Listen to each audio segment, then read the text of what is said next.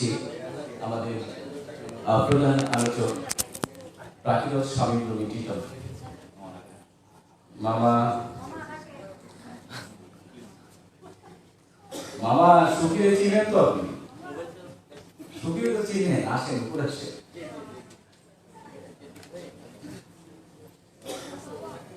এবং মঞ্চে আহ্বান করছি আজকের দ্বিতীয় পর্বের উদ্বোধক মমিনুল হক নাটু ভাই, উনি সম্ভবত নামাজ পড়তে গেছেন। মঞ্চে আহ্বান করছি আজকে বিশেষ অতিথি মাহমুদ হাসান নিজামী ভাইকে। মাহমুদ হাসান নিজামী ভাইকে মঞ্চে আসন গ্রহণ করার জন্য অনুরোধ করছি। ভাই কেউ আপনি এখানে বসেন।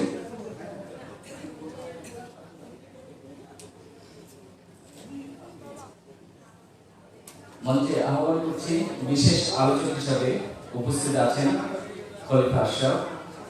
একাধারে উনি আমার দাদু এবং উনি মুক্তিযুদ্ধকালীন কমান্ডার, কবি, উপন্যাসিক এবং বাংলাদেশ সরকারের সাবেক যুগ্ম সচিব।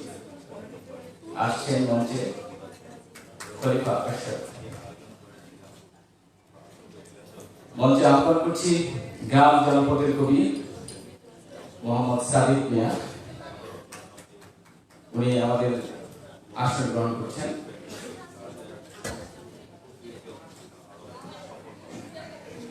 মঞ্চে আহ্বান করছি মিরাজ ওয়াশিকুর রহমান, উনি সুদূর ভারত থেকে এসেছেন আমাদের মাঠে। মিরাজ ওয়াশিকুর রহমান। মঞ্চে আহ্বান করছি শরৎ আদিত্য মহন্ত, উনি আমাদের ভারতের অতিথি। মঞ্চে আহ্বান করছি বেলাল হোসেন, বেলাল হাওলাদার।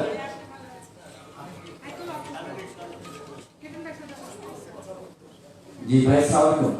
মঞ্চে আহ্বান করছি বেলাল হাওলাদার।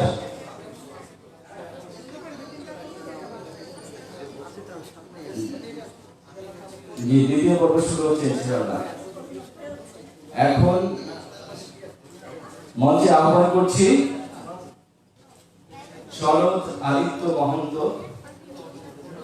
সুদূর ভারত থেকে এসেছেন আমাদের মাঝে। আচ্ছা জি, আমাদের দ্বিতীয় পর্ব এখনই শুরু করছি। প্রথমে আমাদের অতিথিকে উত্তরীয় বরণ করে নিচ্ছেন জয়া, জামিলা জয়া।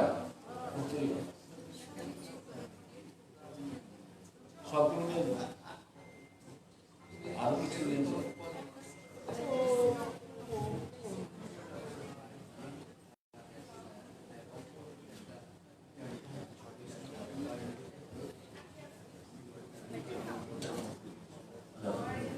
উত্তরীয় বরণ করে নিচ্ছেন জামিলা জয়া।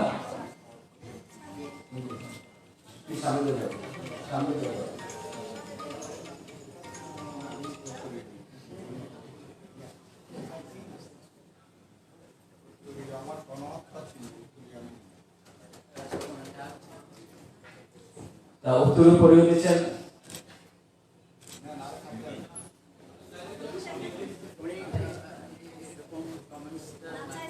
খলিফা আশরাফ, ওনাকে উত্তর পড়িয়ে দিচ্ছেন জামিলা জয়া।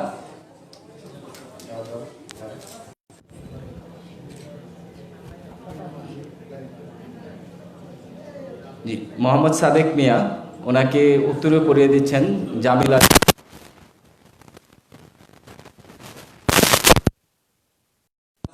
ভাইকে জামিলা জয়া। এদিকে এদিকে। হ্যাঁ উত্তর দিয়ে গণহত্যা করে, এই জন্য আপনি ডবল নিচ্ছেন। আচ্ছা আচ্ছা ঠিক আছে। উত্তরীয় পরে দিবে বেলাল হাওলাদারকে জামিলা জয়া।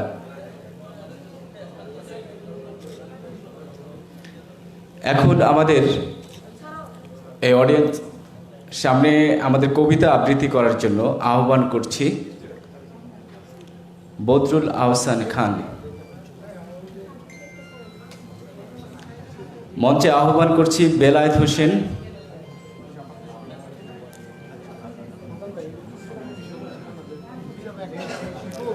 মঞ্চে আহ্বান করছি রুনা আক্তার স্বপ্না।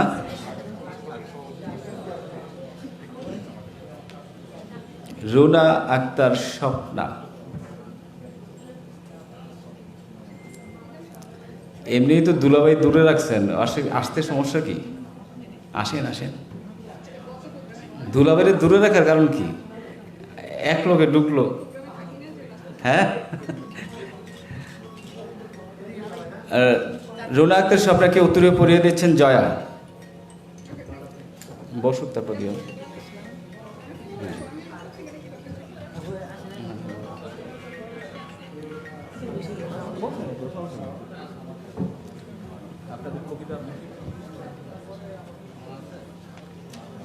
আরেকটু না বললেই নয়, আমাদের আবৃত্তি জগতে অনেক আবৃত্তিকার আছেন, কিন্তু শক্তিমান আবৃত্তিকার যিনি গণমানুষের আবৃত্তিকার হিসেবে আমি ভূষিত করেছি, সেই গণমানুষের আবৃত্তিকার বদরুল আহসান ভাই।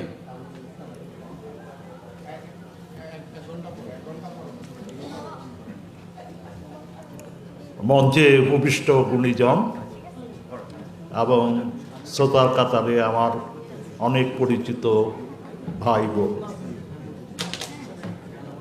আসলে অনেক দিন ধরে আমার বাইরে যাওয়া সম্ভব হয় না শারীরিক কারণে।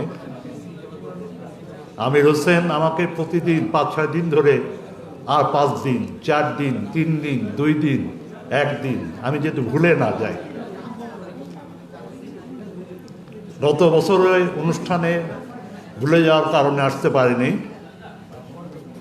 এবং তার প্রতিটা কবিতা হচ্ছে বিদ্রোহী টাইপের। আমি ওকে সবসময় বলি যে দ্রোহের কবি, বিদ্রোহী কবি আমির হোসেন। আমার সৌভাগ্য হয়েছে চিটাগাঙে আমাকে সঙ্গ দিয়েছিল যাওয়ার জন্য, কারণ একা ভ্রমণ করা আমার জন্য কঠিন ব্যাপার। সেই কথাগুলি মনে করি।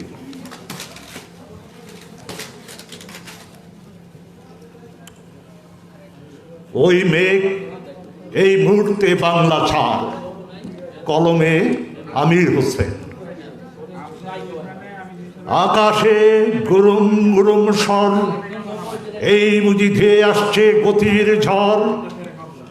জনজীবনকে ভাসিয়ে দিতে কান্নায়, ধুলো ঝড় উড়ে যায় আকাশের নীলিমায়। মেঘেদের কানাঘুষ আনাঘোনায়, ভয়াবহ আবাসে বিজলি চমকায়। নৌকাটা তাণ্ডবে থাকুক নিরাপত্তায়, বৈঠাটা নিয়ে এসো ডাঙ্গায়। নদী বন্দরে ঝুলছে 10 নম্বরই হুঙ্কার। ওই মেঘ এই মুহূর্তে বাংলা ছাড়। 5টি বছর পর ফিরে এলো মানবতার জননী, কি বার্তা দিল। মানুষ পরাগন্ধ, ঝলসানো শিশুর মুখ, পেট্রোল বোমায় চুপসে যাওয়া কর্মঠ চিবুক। হাসপাতালগুলোতে নৃশংস বিবেকের চিতা, প্রেস পুরি যেন ক্ষমতায় দম্ভে কাঁদে মিতা।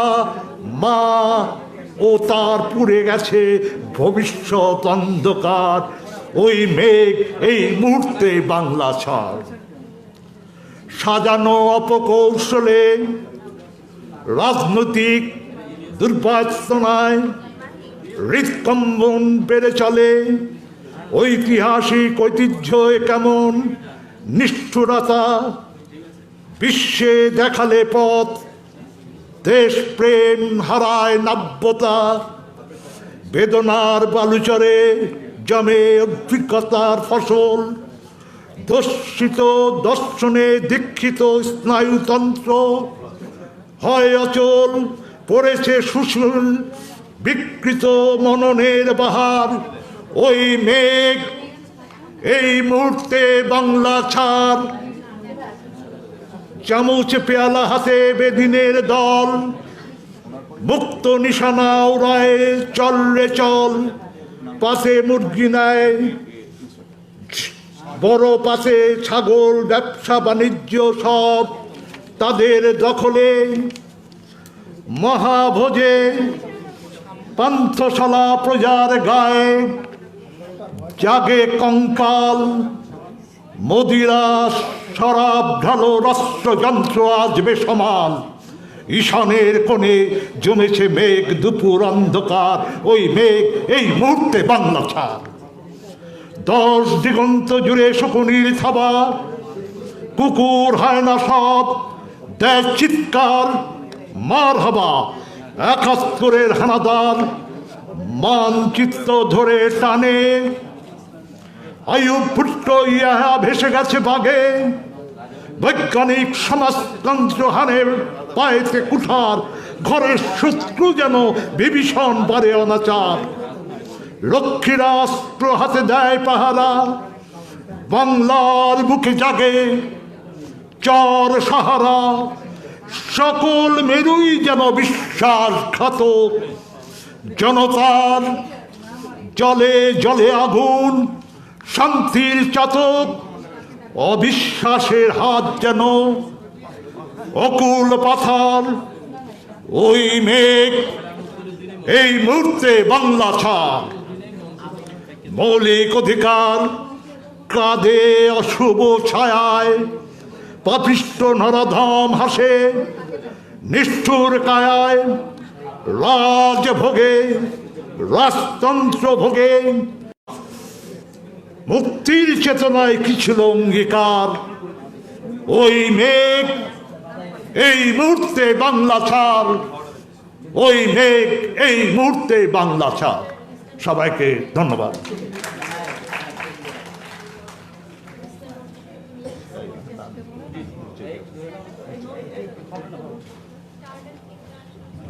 ধন্যবাদ বদরুল আহসান খান, গণমানুষের আবৃত্তিকার। এখন মঞ্চে আসার জন্য আহ্বান করছি উইং কমান্ডার মোহাম্মদ আব্দুল মুকিত খান, পিএসসি জিডিপি। বাংলাদেশ সশস্ত্র বাহিনীর সদস্য হিসাবে শান্তিকালীন বিভিন্ন সাহসিকতা ও বীরত্বপূর্ণ কার্যক্রমের দ্বারা দেশ মাতৃকার জন্য সেবার স্বীকৃতি স্বরূপ হিসেবে যাকে আমরা অসামান্য সেবা পদক দিচ্ছি। এবং ডায়াসে এসে কথা বলার জন্য আহ্বান করছি রুনা আক্তার স্বপ্না।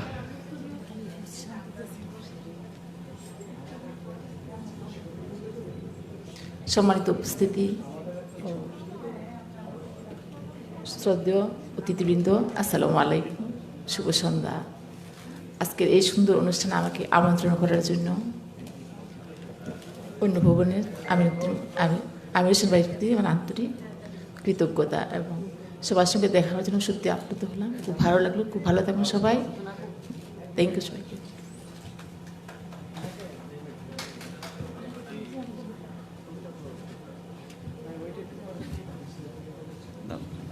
উইং কমান্ডার মোহাম্মদ মুকিত ভাইকে উত্তরীয় পরিয়ে বরণ করার জন্য আহ্বান করছি। জয়া ওই যে কোনায়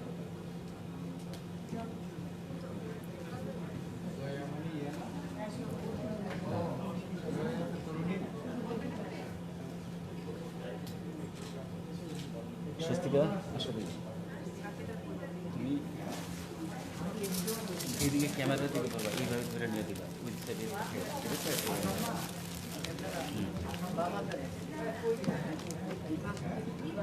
আমাদের টিটন মামা বলছি, আপনাদের অনেকের হয়তো লাগতে পারে, যা আনঅফিসিয়ালি বলছি আর কি। অফিসিয়ালি উনি হচ্ছেন প্রাকৃত শামীম রুমি টিটন, জ্ঞান তাপস, সঙ্গীতজ্ঞ। তো ওনাকে এখন ফুল দিয়ে বরণ করে নিচ্ছেন স্বস্তিকা।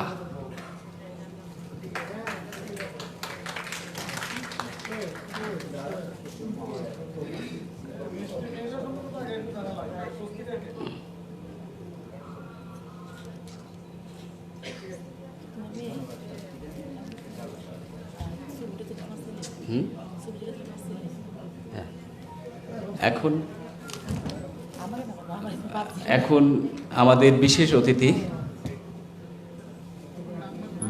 অতিথি মাহমুদুল হাসান নিজামী ভাইকে ফুল দিয়ে বরণ করছেন স্বস্তিকা।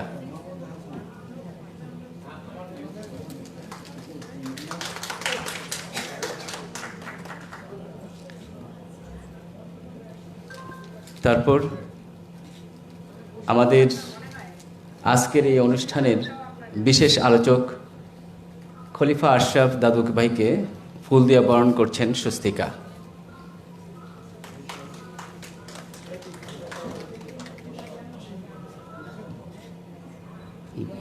গ্রামীণ জনপদের কবি সাদিক মোহাম্মদ সাদিক মিয়া ভাইকে ফুল দিয়ে বরণ করছেন স্বস্তিকা।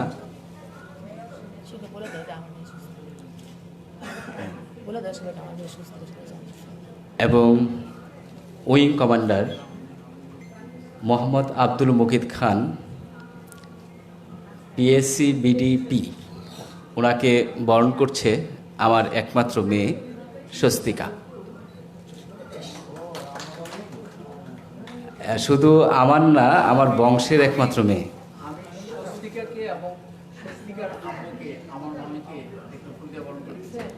হ্যাঁ, ওনাকে মঞ্চে আনবো আমি। আচ্ছা, আসবে আসবে, ইনশাল্লাহ আসবে। এবং সে শুধু আমার একাই মেয়ে না, আমার ভাইটাই যা আছে সবার মধ্যে থেকে একমাত্র মেয়ে, আর কারো মেয়ে নেই, আমারই আছে। আল্লাহ সব দিক দিয়ে আমাকে ভরপুর করে দিয়েছেন ইনশাল্লাহ। আমাদের বংশের একমাত্র মেয়ে সে, 7 ভাইয়ের একমাত্র মেয়ে।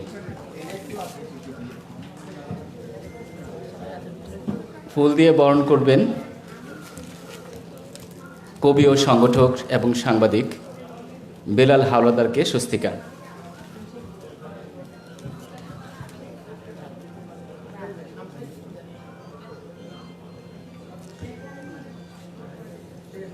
ক্যামেরাম্যান অনেকের সাথে আমার ছেলে, বড় ছেলে আছে, রাজ মোহাম্মদ, মাহিয়ান আমির, যুবরাজ।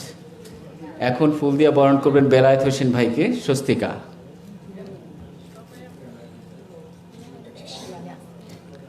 এবং রুনা আক্তার স্বপ্নাকে বরণ করছেন স্বস্তিকা।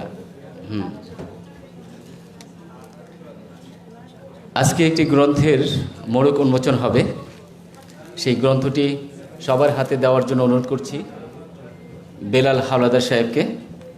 ভাগ্যের লিখন মোহাম্মদ মোশাররফ হোসেন। মোশাররফ ভাইকেও মঞ্চে আসার জন্য আহ্বান করছি, তার বই মোড়ক উন্মোচিত হচ্ছে, তাকে থাকার জন্য অনুরোধ করছি।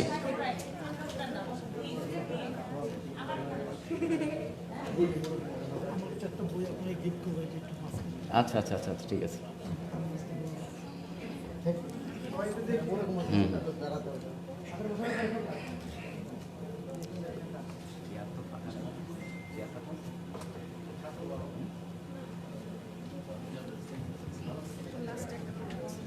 এখন মোড়ক উন্মোচিত হচ্ছে ভাগ্যের লিখন মোহাম্মদ মোশাররফ হোসেন।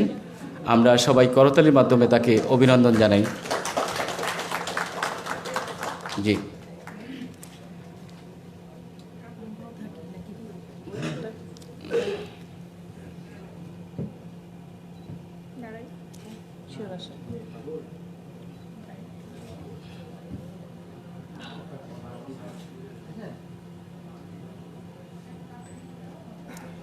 এখন বক্তব্য প্রদান করার জন্য ডায়াসে আসার জন্য আহ্বান করছি বেলায়েত হোসেন, এবং মঞ্চে এসে আসন গ্রহণ করার জন্য অনুরোধ করছি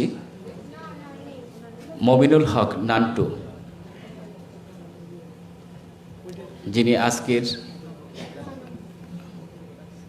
যিনি আজকের সেকেন্ড পর্বের, দ্বিতীয় পর্বের উদ্বোধক। নামাজ পড়ে আসবেন? আচ্ছা, এখন মঞ্চে আহ্বান করছি সনদ আদিত্য মহন্ত।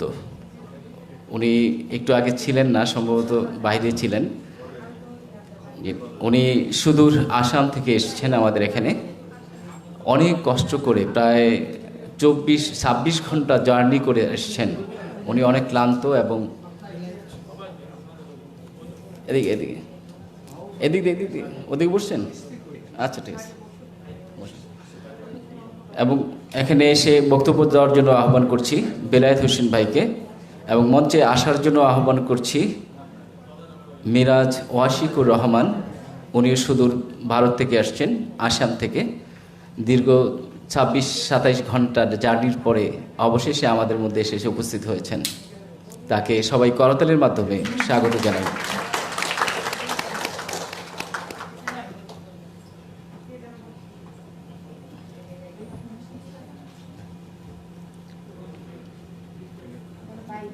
আসসালামু আলাইকুম। মঞ্চে উপবিষ্ট সমস্ত গুণীজনরা,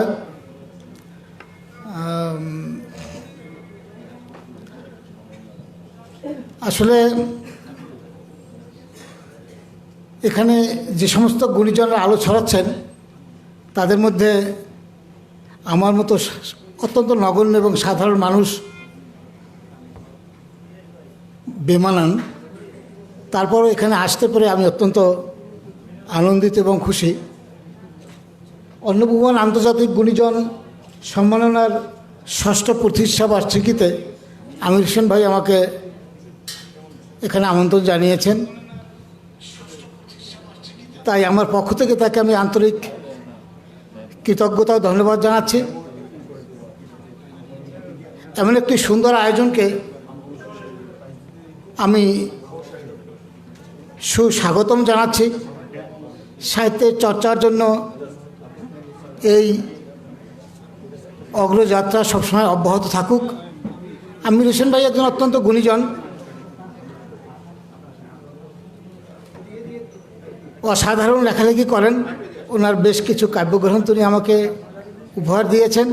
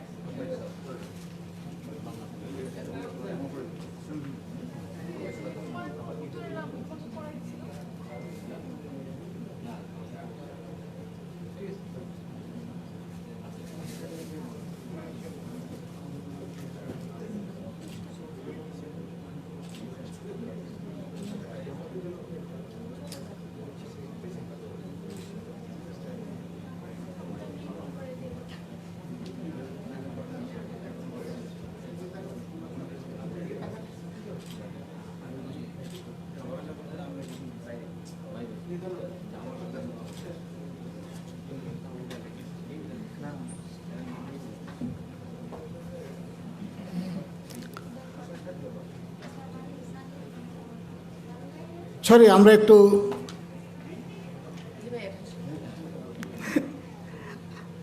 আসলে যে কোনো লেখাই কাব্য হয়ে উঠতে পারে। কাব্য চর্চাটা অনেকটা সর্বোচ্চ শিল্প চর্চার মতো, কারণ যারা স্কাল্পচার করে, মানে মূর্তি বানায়, আপনি দেখবেন যে সাধারণ একটা পাথর কেটে কেটে তারা মূর্তি বানাচ্ছে। আপনি যদি সেই শিল্পীকে জিজ্ঞাসা করেন আপনি কি করে এই মূর্তিটা বানান, উনি এক কথায় উত্তর দিয়ে দেবে যে আমি যে মূর্তিটা বানাই তাই পাথরের মধ্যেই লুকানো আছে। কেবলমাত্র পাথরের চারিদিকে যে অতিরিক্ত পাথরগুলো আছে এগুলোকে কেটে ছেটে বাদ দিলে মূর্তি তার আপন রূপে বেরিয়ে আসে। কাব্যচর্চা তাই। আপনি যখন যা বলেন, যা লেখেন, ওর অতিরিক্ত যে চর্বি আছে সেটাকে যদি কেটে ছেটে বাদ দেওয়া হয় তাহলে তার ভিতর থেকে একটা সুন্দর কাব্য বেরিয়ে আসে। প্রতিটা মানুষ এই কাব্যের মাঝে থাকে। কাব্য মানুষের সহজাত প্রবৃত্তি। আমরা যা প্রতিদিন কথা বলি, যা লেখি, যা ভাবি, সবই কাব্য হতে পারে যদি আমরা আমাদের ওর ভিতর থেকে যাহা অতিরিক্ত আছে, যেটা কাব্য নয়, সেটাকে বাদ দেই। তাহলে আমার কথাই, আমার লেখাই, আমার চিন্তাই কাব্য হয়ে ফুটে উঠতে পারে। এটাই কাব্য চর্চার মূল নির্যাস বলে আমি মনে করি। যদিও আমি ছাত্র জীবন থেকে লেখালেখি করি, এবছরও আমার বইমেলায় 3টে বই প্রকাশ পেয়েছে। একটি কাব্য বই, একটি ভ্রমণ কাহিনী এবং একটি গবেষণামূলক গ্রন্থ। আমি আমার এই বইগুলো আজকে আমির হোসেন ভাইকে উপহার দিতে চাচ্ছি, এবং আমির হোসেন ভাই যদি এই বইটা উপহার নেয় এবং এটা যদি একটু ঘোষণার দ্বারা করে উনি ঘোষণা দেয়, তাহলে এটা দিতে আমার জন্য একটু উপকার হবে। আমি এই জন্য আমির হোসেন ভাইকে রিকোয়েস্ট করব আমার বইগুলোকে আমি ওনাকে উপহার দেওয়ার জন্য, এটা ঘোষণা দেওয়ার জন্য ওনাকে বলছি।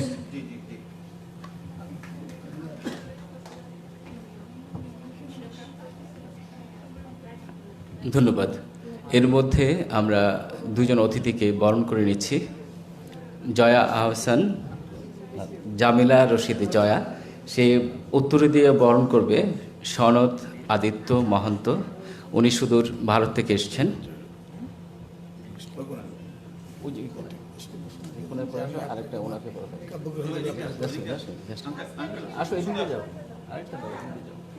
যাও যাও যাও না, যাও যাও যাও, এমনি সময় শেষ হয়ে যাচ্ছে।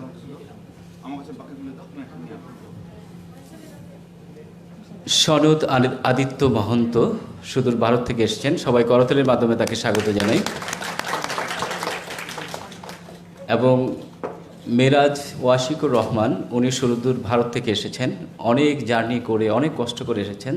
তো ওনাকেও, এবং ওনাকে ফুল দিয়ে বরণ করার জন্য আহ্বান করছি আমার মেয়ে স্বস্তিকা। এই ছবি উঠাও।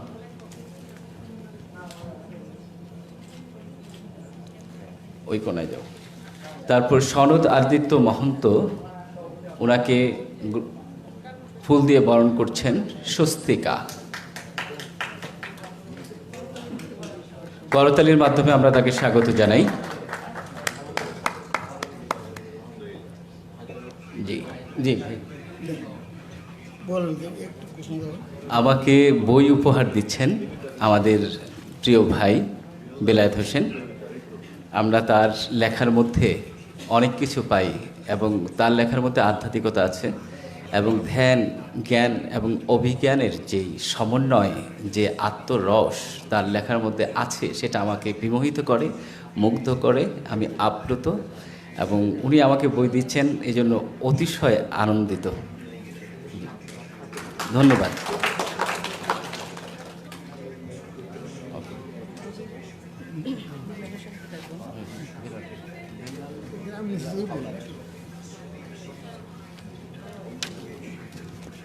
চলছে অর্ণভুবন সাহিত্য পরিষদের দ্বিতীয় পর্ব। নিশ্চয়ই আপনারা অধৈর্য হয়ে যাননি। সাহিত্য মানুষের কথা বলে, জীবনের কথা বলে, মানুষের প্রয়োজনের কথা বলে। সাহিত্য আসলে মনের গভীরের অনুভূতির ব্যাপার। আজকে যে আমন্ত্রিত অতিথিরা আছেন, তাদের মধ্যে সবাই অনেক গুণীজন। তাদেরকে পেয়ে নিশ্চয়ই আমরা ধন্য হয়েছি। আপনারা ধৈর্য ধরে শুনছেন, সেই জন্য আপনাদেরকেও ধন্যবাদ জানাচ্ছি। এবং বলা প্রয়োজন যে আমাদের পুরো অনুষ্ঠানটি ভিডিও করা হচ্ছে। জীবনের কল্যাণই আসলে সাহিত্যের প্রধান অনুষঙ্গ। দুটো জিনিসের ডানা থাকে না বা কাঁটাতার থাকে না। একটি হচ্ছে সাহিত্য, শিল্প সাহিত্য, আরেকটি হচ্ছে পাখি। এদের কোনো কাঁটাতার নেই, বেড়া নেই, ভিসা নেই, কোনো প্রসেস নেই। যার জন্যই সাহিত্যের অনুরাগেই সুদূর ভারত থেকে বাংলাদেশে এসেছেন আমাদের কবি বন্ধুরা। সুদূর আসামে যাওয়া আসা খুবই কষ্টকর। এই বছরের শেষে, মানে শুরুতেই আমি গিয়েছিলাম আসামে, তো ওনাদের সাথে দেখা হয়েছে। আছেন সেখানে আদিত্য, ওনার সাথে আমরা সময় কেটেছে, ভালো সময়। 2 দিন ছিল সাহিত্যের প্রোগ্রাম। খুবই গুণীজন এবং খুবই আমন্ত্রণে আমাদেরকে মানে অত্যন্ত আপ্যায়ন করেছেন, আমাদেরকে খুব যত্ন করেছেন। ওনারা বাংলাদেশে এসেছেন, আবার দেখছি ওনাদেরকে, খুব ভালো লাগছে ব্যাপারটা। তো আমন্ত্রিত অতিথিদের মধ্যে এবারে মঞ্চে আহ্বান করব মোহাম্মদ বিল্লাল হাওলাদার। উনি একজন কবি এবং সংগঠক। কবি বিল্লাল হাওলাদার।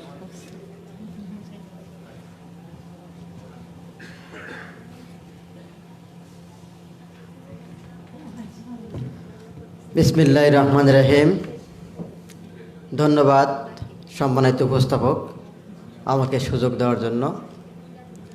আজকের অর্ণভুবন সাহিত্য পরিষদের 6ষ্ঠ প্রতিষ্ঠা বার্ষিকী অনুষ্ঠানে উপস্থিত প্রধান অতিথি এখনও এসে পৌঁছাননি, হয়তো উনি আসবেন।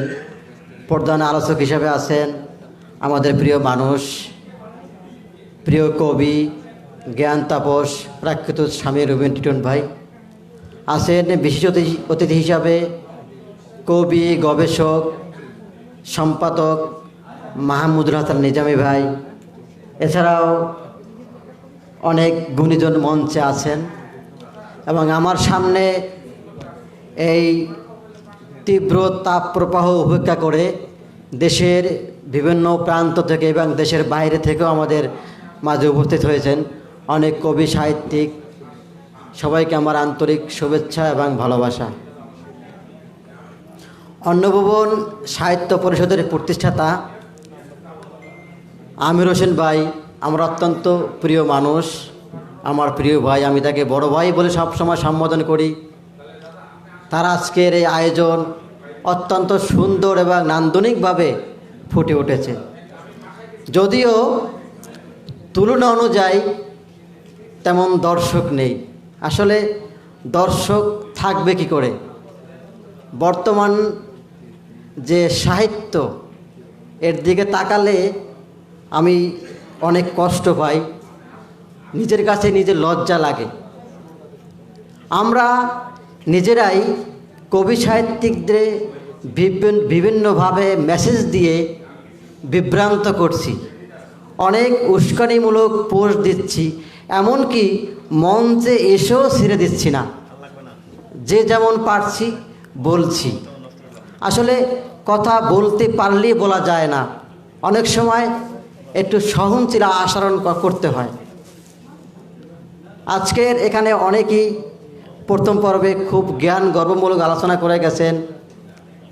রেজাউদ্দিন স্টালিন ভাই আমাদের প্রাণের কবি, প্রিয় কবি, যাকে আমি খুব সাদা মনের মানুষ বলি, আসলাম সানি ভাই খুব সুন্দর কথা বলে গেছেন।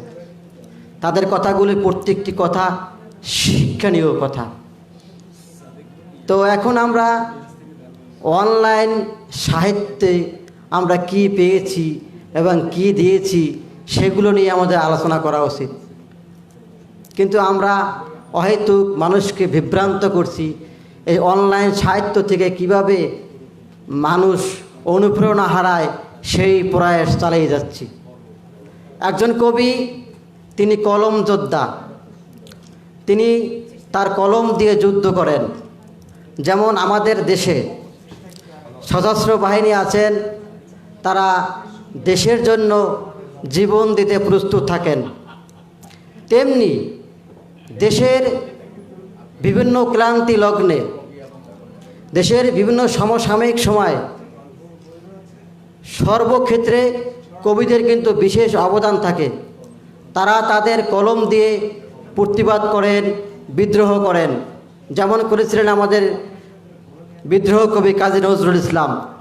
কিন্তু আমাদের এই বর্তমান সময়ের কবিরা সেভাবে লিখছে না, লিখতে পারলেও লিখছে না। লিখছে আমাদের প্রথম পর্বের অনেকেই বলে গেছেন, আমরা মানুষকে তোষামতি করি, মানুষকে খুশি করি, কীভাবে একজন মানুষের কাছ থেকে কিছু ফায়দা নেওয়া যায় সেই চেষ্টায় তাকে নিয়ে কিছু লেখি। এটা একজন কবির কাজ নয়। আজকের এই অন্নভুবনের প্রতিষ্ঠাতা আমির হোসেন ভাইকে আমি জাগরণের কবি বলি। উনি বিদ্রোহ করেন। আমি মাঝে মাঝে বলি, বড় ভাই এভাবে যদি আপনি লেখেন যদি কোনো সমস্যা হয়। উনি বলেন যে আমি কোনো ভয় পাই না। একজন কবির যে শক্তি, কলমের শক্তি, সে শক্তি দিয়েই আমি লিখি। কি হবে ওটা ভাবলে কবি হওয়া যাবে না। একজন কবির কথা। তিনি একজন কবি হিসেবে যেমন সার্থক, তেমনি সংগঠক হিসেবেও সার্থক। আজকে তারা পুরো ফ্যামিলি এখানে, ভাবি আছেন, তার ছেলে আছেন, তার মেয়ে আছেন। আমি ঢাকায় 3টি অনুষ্ঠান করেছি। টিটুন ভাই সহ নিজামী ভাই এরা ছিলেন, রুনা আক্তার, স্বপ্না আপু ছিলেন। হ্যাঁ, বড় বড় কবি সাহিত্যিক আমার অনুষ্ঠানে এসেছিলেন। কিন্তু আমি আমার পরিবারের একজন লোককে আনতে পারিনি। অনেক চেষ্টা করেছি। আমি আমার বাবাকে বলেছিলাম যে ঢাকায় প্রোগ্রামগুলি চলেন, বলছে আমার দ্বারা হবে না এত দূরে যাওয়া। আমি আমার ছেলেকে বলেছি, এবার মেট্রিক পরীক্ষা দেবে, বলছি বাবা ঢাকায় আসো, সাহিত্য প্রোগ্রাম করি, তুমি এসো এসো দেখো কেমন ভালো লাগবে। বলছে বাবা এগুলো আমাদের দিয়ে হবে না। তো আসলে সেদিকে উনি সার্থক। আমরা অনেক অনেক কথা বলি, কিন্তু মানবতা নিয়ে কোনো কথা বলি না এবং কাজও করি না। মঞ্চে অনেক লম্বা লম্বা বক্তব্য দিই। আসলে এই যে কদিন আগে তীব্র তাপপ্রবাহ চলছে, মানুষ হাঁটতে পারেনি, আমরা দেখিনি কাউকে একটা পানির বোতল দিতে, কোনো সংগঠককে দেখিনি। হ্যাঁ দেখেছি, বলতে হয় আজকের সোহাগকে দেখেছি, আমাদের সোহাগ ভাই উনি দিয়েছেন, আপ্রাণের মেলা থেকে আমরাও দিয়েছি। কিন্তু মানবতার কথা বললে হবে না, মানবতার কাজেও এগিয়ে আসতে হবে। এটাও একজন কবি এবং সংগঠকের কাজ। আপনারা সবাই ভালো থাকবেন, আপনাদের সুখময় কামনা করি, মঙ্গল কামনা করি। আজকের অনুষ্ঠান সফল হোক, সার্থক হোক, এই বলেই আমি আমার সংক্ষিপ্ত বক্তব্য শেষ করছি। আসসালামু আলাইকুম।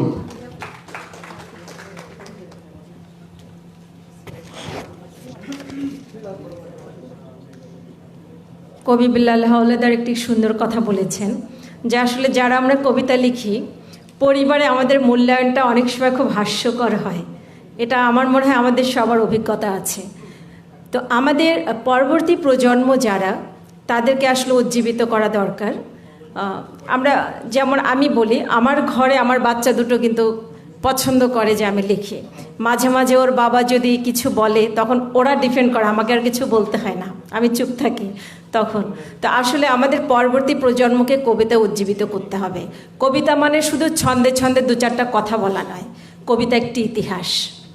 আমি সবসময়, আমি যেহেতু শিক্ষক, আমি ক্লাসে আমার বাচ্চাদেরকেও বলি যে কবিতা তোমরা কি শুধু হাস্যকর একটা জিনিস মনে করো না, যে ছোট বাচ্চার মতো ছন্দে ছন্দে 4 লাইন বললাম, এটা একটা ছড়া বলে হেসে দিলাম। কবিতা একটি ইতিহাস। যদি একটি কবিতা তুমি সুন্দর করে পড়তে চাও, বুঝতে চাও, তোমাকে অনেক সময় দিতে হবে। একটি কবিতা একটি জাতির কথা বলে, একটি ইতিহাস বলে, একটি পৃথিবীর আদি অন্তের কথা বলে। তো আমাদের পরবর্তী প্রজন্মকে আসলে আমাদেরই দায়িত্ব তাদেরকে সামনে এগিয়ে নিয়ে যাওয়া। অসংখ্য ধন্যবাদ আপনাকে। এবার আসবেন, আমাদের কবিতা নিয়ে আসবেন অধ্যক্ষ ডক্টর গুলশান আরা বেগম। তাকে কবিতা পড়বার জন্য অনুরোধ করছি এবং এরপরে প্রস্তুত থাকবেন কবি ফারজানা।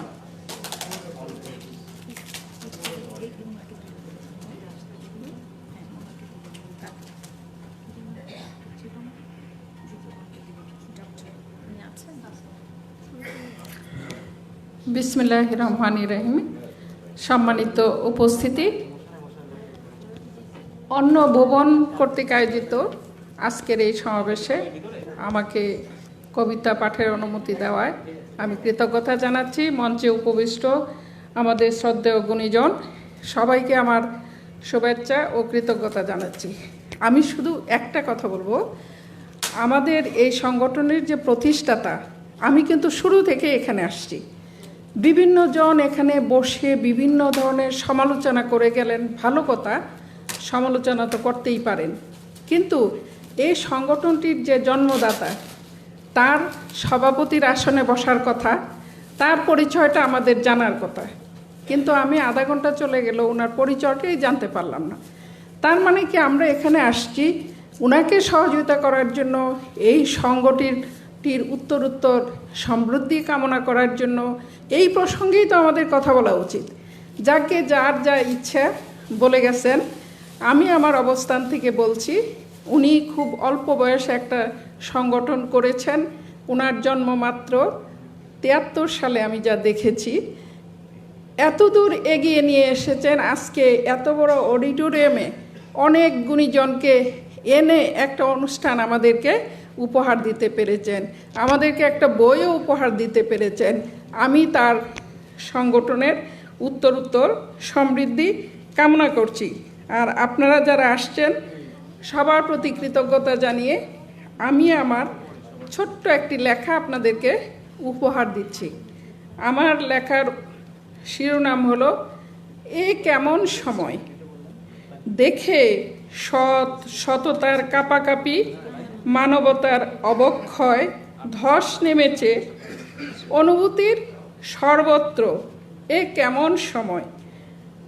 খুঁজি সত্যবাবুকে, পথ আগলে দাঁড়ায় দা কুড়াল বল্লম। এ কেমন সময়ের অবক্ষয়। দেখে সত্যের অধপতন, ছন্দপতন, মনে হয় পৃথিবীটা নির্মম নির্দয়। তেরে আসে গর্জে ওঠে দানবতা।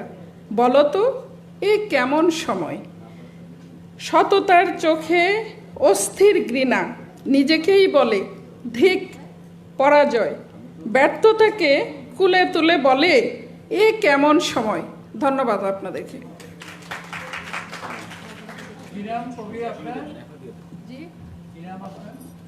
ডক্টর গুলশান আরা বেগম।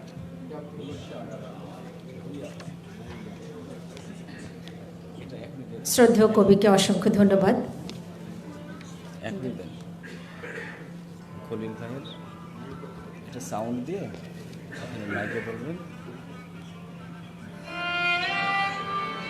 হ্যাঁ, ঘোষণা দেওয়ার পরে মাইকে বলবেন।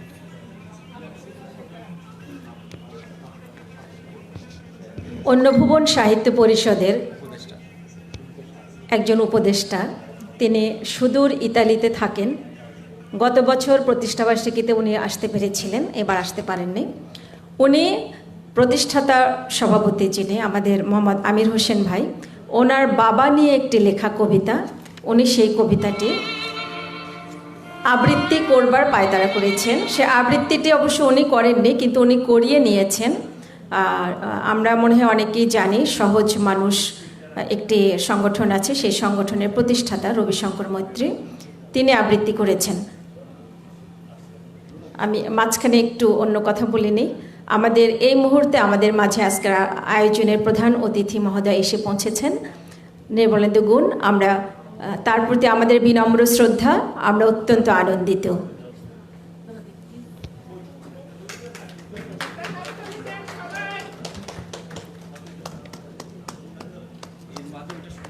বন্ধ হয়ে গেছে, বন্ধ হয়ে গেছে।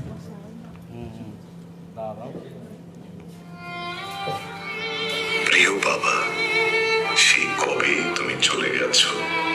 আমি তখন খুব ছোট, কত চেষ্টা করেও তোমার মুখখানি আমার মনের আয়নায় আনতে পারি না।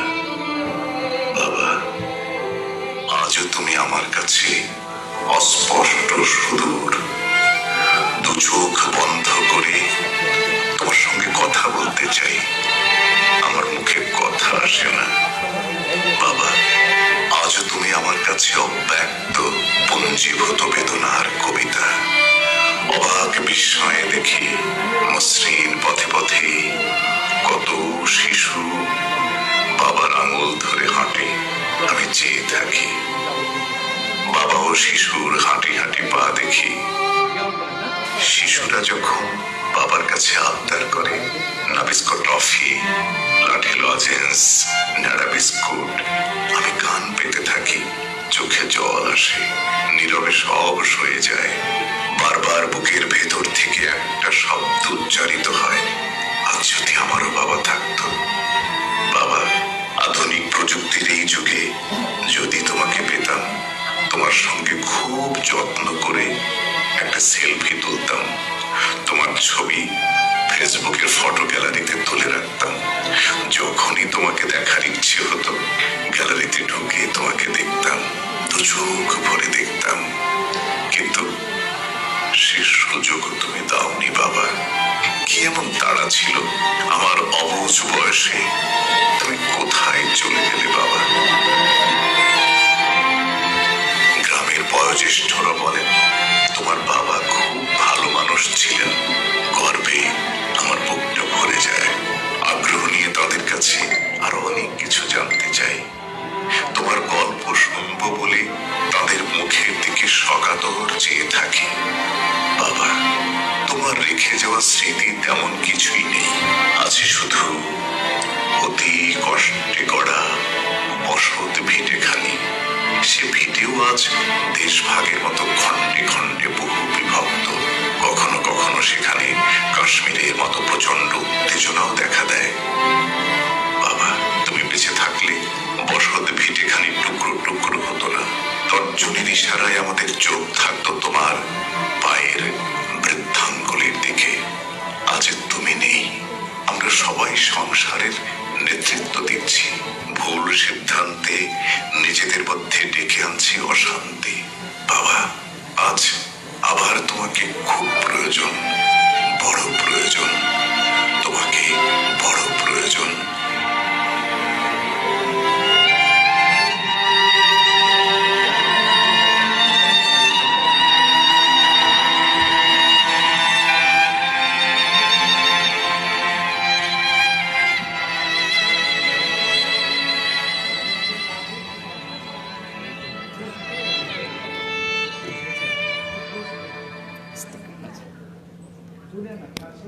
অত্যন্ত স্পর্শকাতর একটি কবিতা আমরা শুনলাম।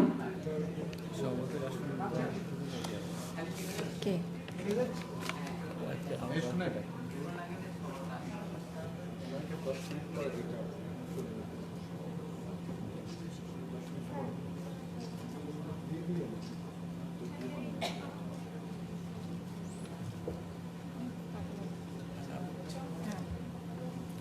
আসলে দ্বিতীয় পর্বের সভাপতি আমি ছিলাম।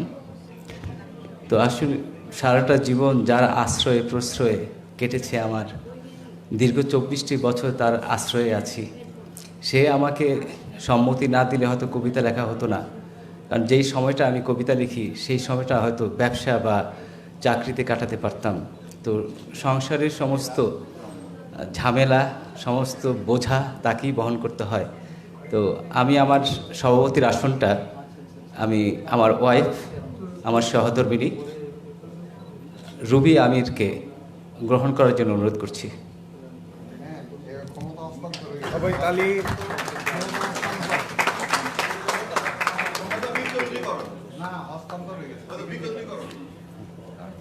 এখন কবিতা পড়ার জন্য আহ্বান করছি মাহমুদ আসিমু।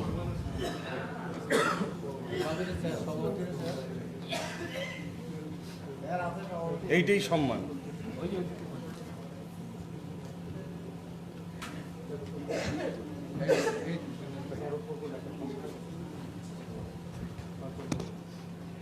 কবিতা পাঠ করবেন মাহমুদা শিমু।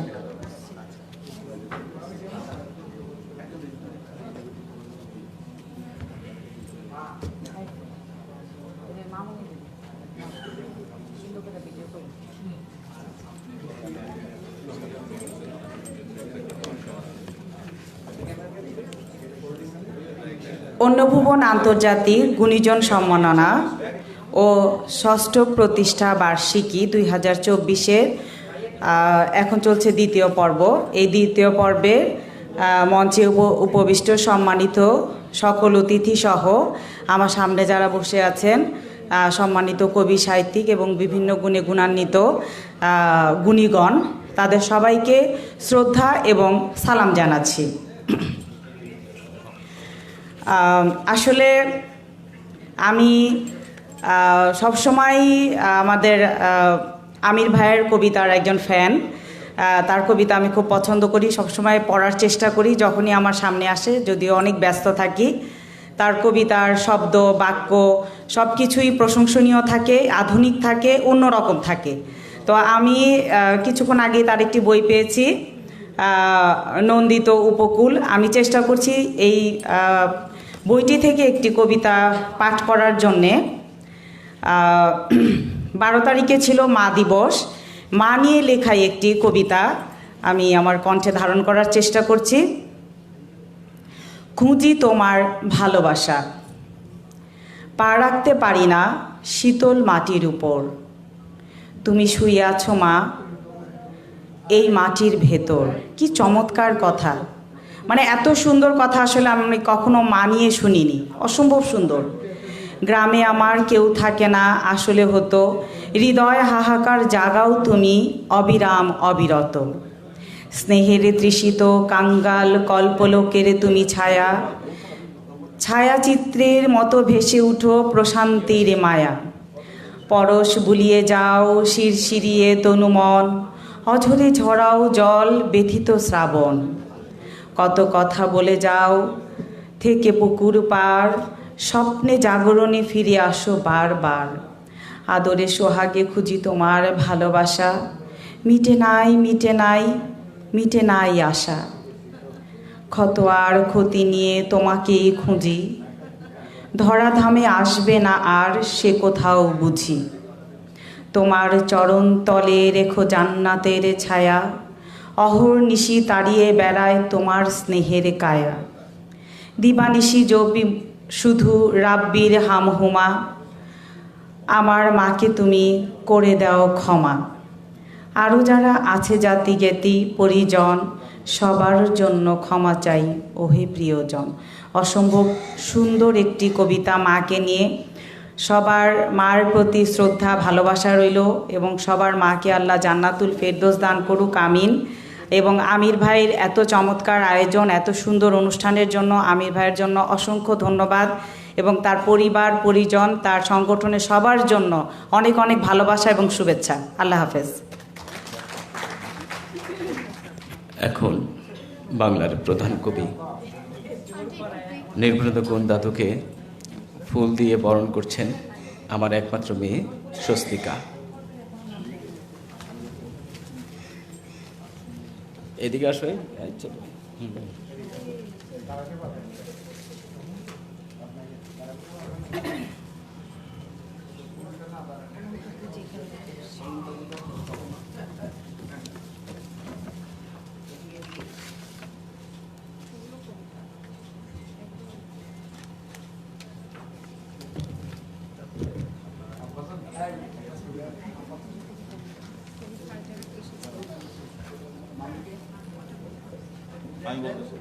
আমি বলতেছি।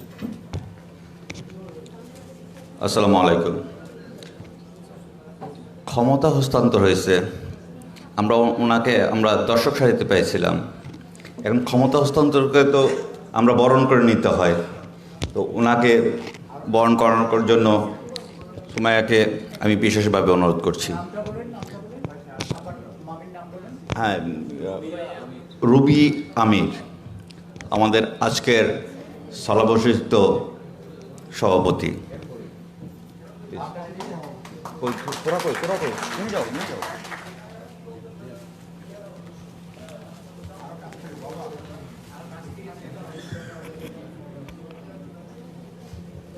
আমাদের আজকের সভাপতিকে ফুল দিয়ে বরণ করছে। আচ্ছা, মেয়ের কাছ থেকে না, মামার কাছ থেকে চায়। জি, এবং মঞ্চে ডায়াসিসে বক্তব্য দেওয়ার জন্য অনুরোধ করছি মোহাম্মদ সাদেক মিয়া।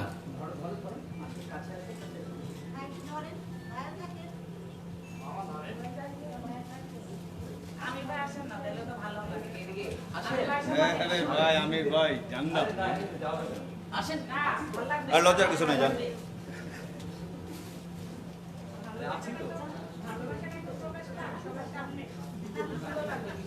আসসালামু আলাইকুম।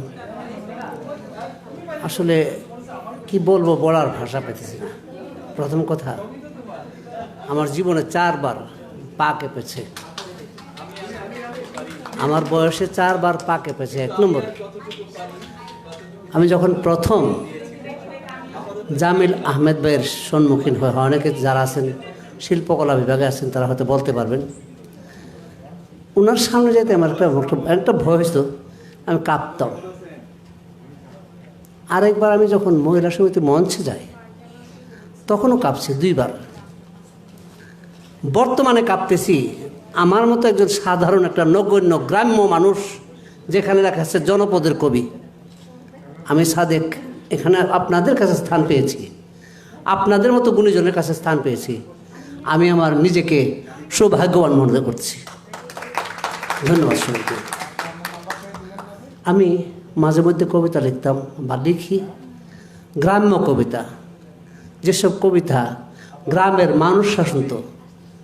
যেমন আমি একটু সামান্য সুর দিই, তেমনটা আমি জানি না, তেমন কবি না, আমি লেখার চেষ্টা করি। ধন্য ধন্য আমির হোসেন, ধন্য তোমার এই জীবন, তোমার জন্য পাইছি আজকে নতুন জীবন, নতুন একটি গুণ। বড় বড় গুণীজনরা আছেন আমার সামনে। আমি এইভাবে কবিতা আমার ছন্দের সাথে মিলে যেসব কবিতা লিখি, এটাকে বলা, অনেকে বলেন চারণ কবিতা, অনেকে বলেন মানে গ্রাম্য কবিতা। আমি এই ধরনের কবিতা লিখি। আমি তেমন কোনো কবি না, আপনাদের মাঝে আছি। আমি নিজেকে ধন্য মনে করছি এবং আমির হোসেনের সামনের দিকটা আরও সুন্দর হোক এই কামনা করছি। ধন্যবাদ সবাইকে। ধন্যবাদ।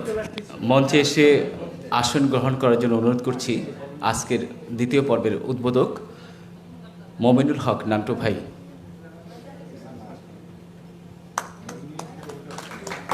আমরা তাকে হাততালি দিয়ে, করতালি দিয়ে অভিনন্দন জানাই।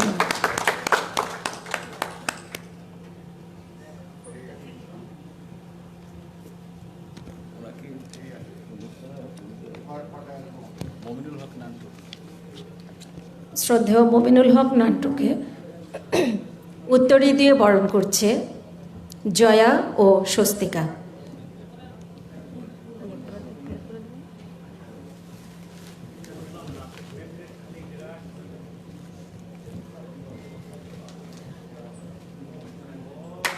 এবং ফুলের তোড়া দিয়ে বরণ করছে স্বস্তিকা।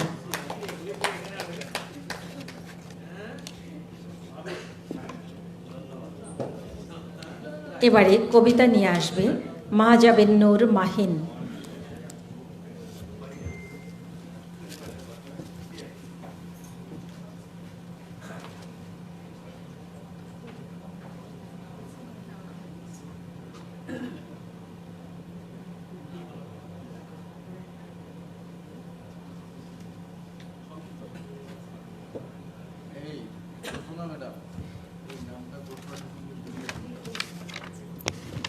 আসসালামু আলাইকুম। অন্নভবন সাহিত্য পরিষদ আমার খুব প্রিয় একটা সাহিত্য পরিষদ। আর আমির ভাইয়ের কথা তো ভাষায় প্রকাশ করতে পারবো না এত অল্প সময়ে।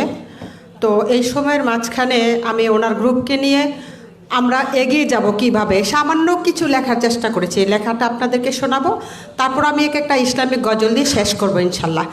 আর এইখানে এত বড় বড় কবিরা আছে, তাদেরকে দেখলেও ভয় পাই, বুঝছেন? মানে সামনে যদি শব্দ আসে তারপরে আবার ভিতরে চলে যায়, কারণ বড় বড় কবিরা হয়েছে এই অবস্থা, বুঝতে পেরেছেন? আমি খুব ফাট ডরাইলা, বুঝছেন? বড় বড় কবিদের ভয় পাই।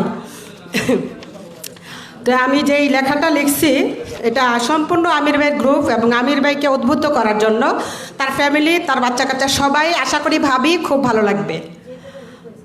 কবিতাটার নাম অন্নভবন সাহিত্য পরিষদ।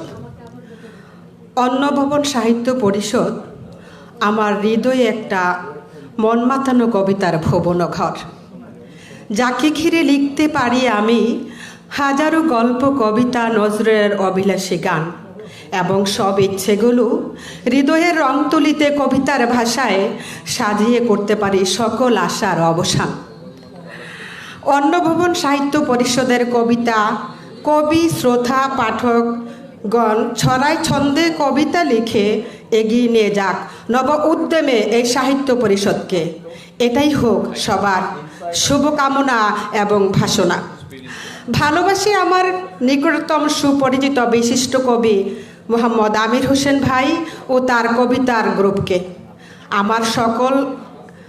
আমার কলম চলবে তার প্রতিদানে সর্বক্ষণ।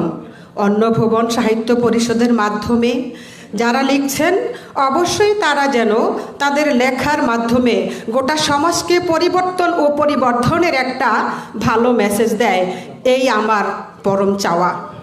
অন্নভবন সাহিত্য পরিষদকে এগিয়ে নিয়ে যাওয়ার ক্ষেত্রে যে যখন লেখক কবিদের সহানুভূতি থাকে, আমি আরও বলতে চাই হিংসে বিদ্বেষ নয়, সহমর্মিতার সাথে সহমর্মিতার মাধ্যমে অন্নভবন সাহিত্য পরিষদের যেন ভুবন ভরে বিজয় হয়।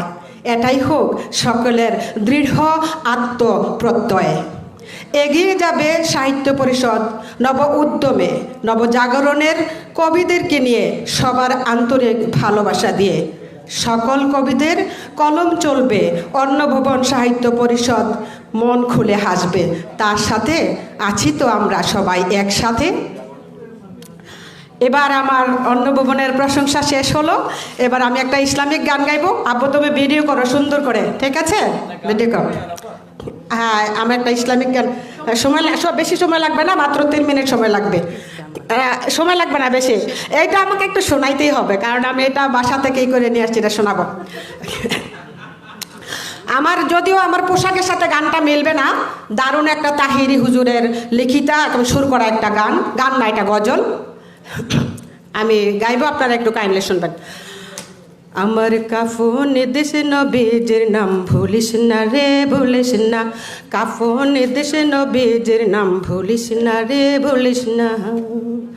আমার রক্তের বাঁধন আত্মার স্বজন শোনেন দিয়া মন, এই কথাটাই আমার শুধু করিয়া বেদন। আমার রক্তের বাঁধন আত্মার সাধন শোনেন দিয়া মন, এই কথাটাই সবার সাথে করি নিবেদন। আমি হঠাৎ পড়ে গেলে মরে, হঠাৎ পড়ে গেলে মরে, কাঁদিস না কেউ কাঁদিস না।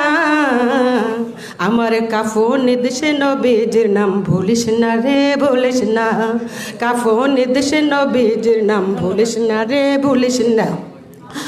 দোলা সাজাই পালকি চড়াই নিবিড়ে যখন, নাতে রসুল পাঠ করি ও বৈরাতে গন, ও বৈরাতে গন। দোলা সাজাই পালকি চড়াই নিবিড়ে যখন, নাতে রসুল পাঠ করি ও বৈরাতে গন, ও বৈরাতে গন। পড়বে দরুদ কোরআন শরীফ, পড়বে দরুদ কোরআন শরীফ, কান্না বিলাপ করিস না। আমার কাফন দেশে নবীজির নাম ভুলিস না রে ভুলিস না, কাফন দেশে নবীজির নাম ভুলিস না রে ভুলিস না। লাস্ট নিয়ে গরম জলে গোসলের পরে, বিছানাটা সাজাইবে খুশবু আতরে, তোরা খুশবু আতরে। লাস্ট নিয়ে গরম জলে বিছানার পরে, লাস্ট নিয়ে গরম জলে গোসলের পরে, বিছানাটা সাজাইবে খুশবু আতরে, তোরা খুশবু আতরে। পড়বি দরুদ কোরআন শরীফ, কান্না বিলাপ করিস না। আমার কাফন দেশে নবীজির নাম ভুলিস না রে ভুলিস না, কাফন দেশে নবীজির নাম ভুলিস না রে ভুলিস না, কাফন দেশে নবীজির নাম ভুলিস না রে ভুলিস না।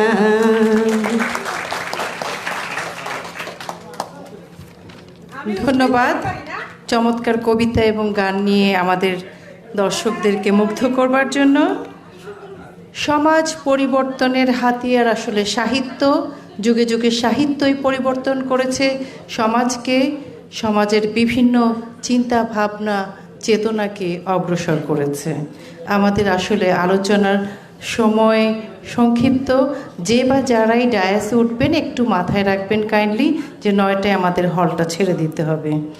আমন্ত্রণ জানাচ্ছি উইং কমান্ডার মোহাম্মদ আব্দুল মুকিত খান, উইং কমান্ডার মোহাম্মদ আব্দুল মুকিত খান, পিএসসি জিডিপি, ওনাকে ওনার সংক্ষিপ্ত বক্তব্য রাখবার জন্য।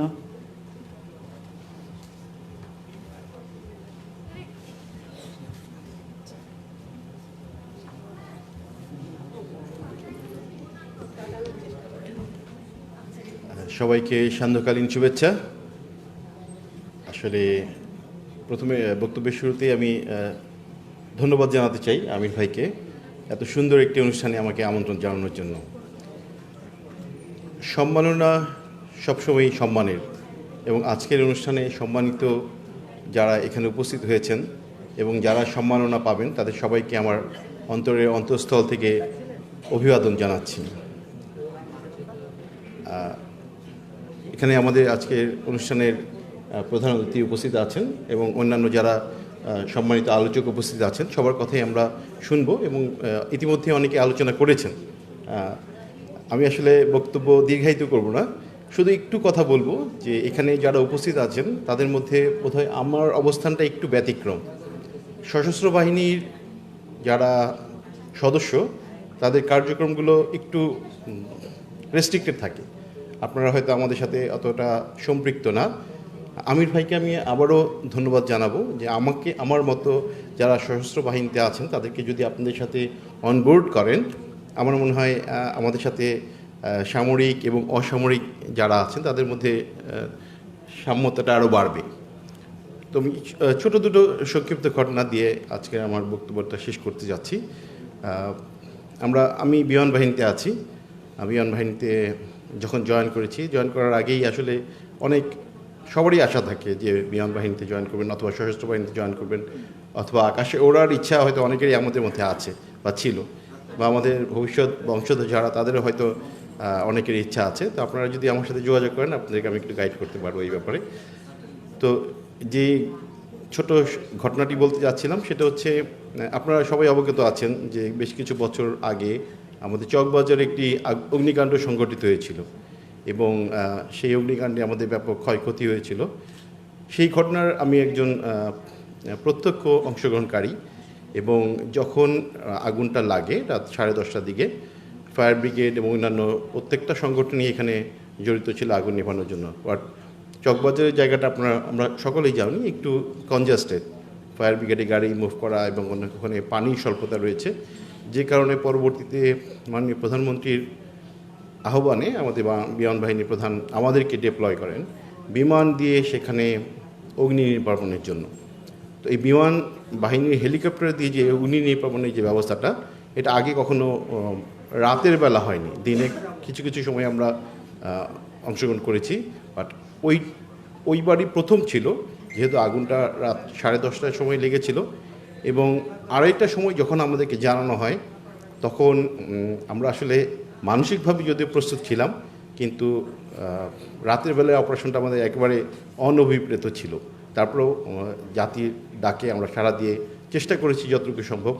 প্রথমেই একটু বৈরী আবহাওয়া ছিল, সেদিন রাত্রেবেলা একটু ওয়েদারটা খারাপ ছিল।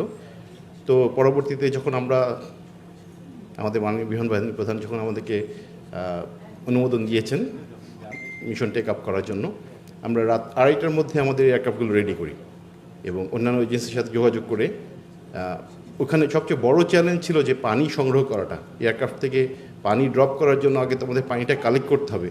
তো রাতের বেলা আমরা প্রথমে রেকি মিশন ক্যারি আউট করি রাতের বেলা বুড়িগঙ্গা নদীর উপরে, এবং আপনারা জানেন যারা ওই এদিকে থাকেন, বুড়িগঙ্গা নদীর উপরে বেশ কিছু ইলেকট্রিক্যাল ওয়্যার আছে, যে কারণে আমাদের হেলিকপ্টার অপারেশনটা খুব রিস্কি হয়ে যায়।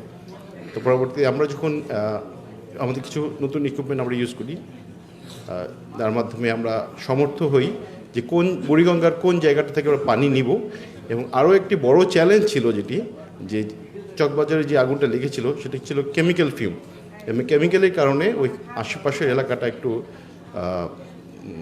ফ্লাইয়েবল ছিল না।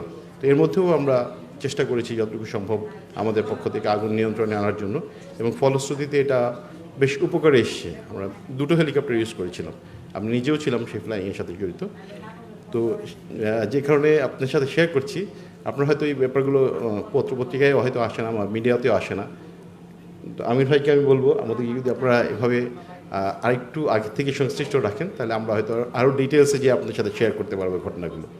আরেকটি হচ্ছে, আমরা শান্তি মিশনে অংশগ্রহণ করে থাকি। আমাদের এখানে আরও কয়েকজন ভাইকে দেখলাম যারা নাকি আমাদের সাথে আছেন, সশস্ত্র বাহিনীর সদস্য। আমরা দেশ থেকে 7,000 মাইল দূরে কঙ্গোতে আমরা মিশন করেছি।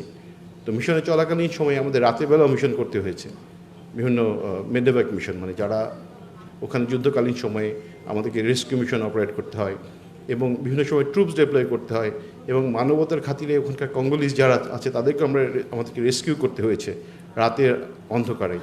ওখানে একটু পাহাড়ি এলাকাগুলো একটু বেশি উঁচু, আমাদের বাংলাদেশে যেরকম মিন সি লেভেলের কাছাকাছি আমাদের উচ্চতাটা, বাট ওখানে হচ্ছে যেখানে আমরা ছিলাম বা ওখানে লোকাল লোকজন যারা থাকে ওরা থাকেনি 4,500 ফিট উপরে মাটি থেকে। সো আমরা যখনই ফ্লাই করতে গেলেই আমরা টেক অফ করার পরপরই হয়ে যায়, দেখা যায় 5,000 ফিট, বা যেটা নাকি আপনার হিলি এরিয়াতে আরও ডিফিকাল্ট হয়ে যায় আমাদের অপারেশন করাটা। ওরকম ওয়েদারেও আমরা ফ্লাই করেছি, এবং ট্রেন কন্ডিশন আমাদেরকে মিশন কন্টিনিউ করতে হয়েছে। সো আপনারা যদি আমাকে আমন্ত্রণ জানান, পরবর্তীতে আমরা ইনশাল্লাহ আমাদের এই ঘটনাগুলো আপনাদের সাথে শেয়ার করব। ধন্যবাদ আমির ভাইকে, এবং আজকের যে 6ষ্ঠ প্রতিষ্ঠাবার্ষিকী তাদের আপনাদের উত্তরোত্তর উন্নতি কামনা করছি, এবং এই ধরনের অনুষ্ঠানে আমাদের আরও যেন সম্পৃক্ত হতে পারি, বা আরও গুণীজনদেরকে আপনারা যেন সম্মাননা জানাতে পারেন, সেই জন্য ধন্যবাদ জানাচ্ছি। Thank you.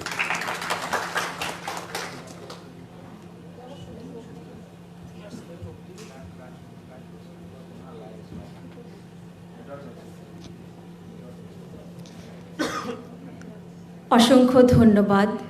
আমাদের সশস্ত্র বাহিনী আসলে অতন্দ্র প্রহরী, আমাদের জন্য, আমাদের জাতির জন্য, আমাদের দেশমাতৃকার জন্য। এবারে আসছে চিশতে আজর আহমেদ, কবিতা এবং কিছু কথা নিয়ে।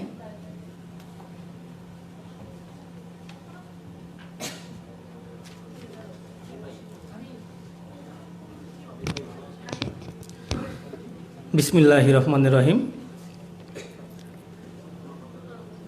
অন্নভুবন আন্তর্জাতিক গুণীজন সম্মাননা ও 6ষ্ঠ প্রতিষ্ঠাবার্ষিকী উপলক্ষে আয়োজিত আজকের 2য় অধিবেশনের সম্মানিত সভাপতি, প্রধান আলোচক শ্রদ্ধেয় প্রাকৃতিক শামীম টিটন স্যার, এবং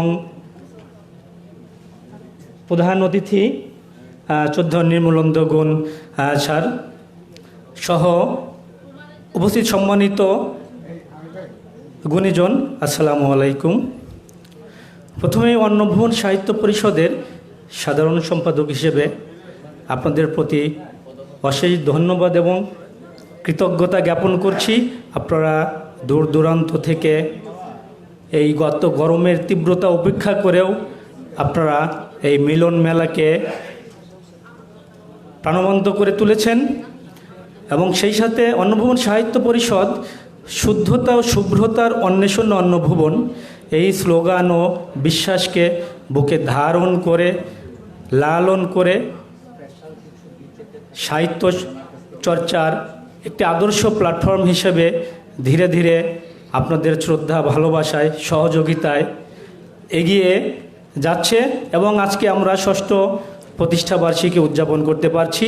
সম্পূর্ণ আপনাদের অবদান, আপনাদের শ্রদ্ধা ভালোবাসা এবং অন্নভুবনের সাধারণ সাহিত্য পরিষদের সাথে সংশ্লিষ্ট অ্যাডমিন, মডারেটর, উপদেষ্টাবৃন্দ এবং যার হাত ধরে অন্নভুবন সাহিত্য পরিষদ দেশের অন্যতম সেরা অনলাইন সাহিত্য গ্রুপ হিসেবে স্থান করে নিতে পেরেছে এবং আজ অন্নভুবন সাহিত্য পরিষদ 15,000 সদস্যের একটি বিশাল পরিবারে আজ আমরা উপনীত হতে পেরেছি। সেজন্য আপনাদেরকে অশেষ ধন্যবাদ এবং কৃতজ্ঞতা জানাই এবং অন্নভুবন সাহিত্য পরিষদের সাথে সংযুক্ত অ্যাডমিন, মডারেটর, উপদেষ্টাবৃন্দ, আপনাদের সহযোগিতা এভাবেই অব্যাহত থাকুক। আমির ভাইয়ের দক্ষ নেতৃত্বে অন্নভুবন সাহিত্য পরিষদ কবিদের সাহিত্য চর্চার একটি বিশুদ্ধ প্ল্যাটফর্ম হিসেবে এভাবেই এগিয়ে যাক এ কামনা করি। তো আমি আমাদের শ্রদ্ধেয় গুণীজন সামনে আছেন, আমি বেশি সময় নষ্ট করব না। তো সকলকে ধন্যবাদ জানিয়ে আমার লেখা একটি কবিতা পাঠ করার চেষ্টা করছি। কবিতার নাম এমন কেউ কি আছিস বল। লিখেছি আমি চিশতি রাজু আহমেদ। এমন কেউ কি আছিস বল, পারবি দিতে মুছে বাংলা মায়ের চোখের জল। কাঁদছে মাঝে নিরবধি কপাল তলায় ব্যথার নদী, তার সন্তানেরা বড়ই বদি করছে শুধুই ছল। এমন কেউ কি আছিস বল, এত স্নেহে আগলে রেখেও করছে মাকে পর। ভিন দেশের ওই বেগম পাড়ায় গড়ছে গিয়ে ঘর।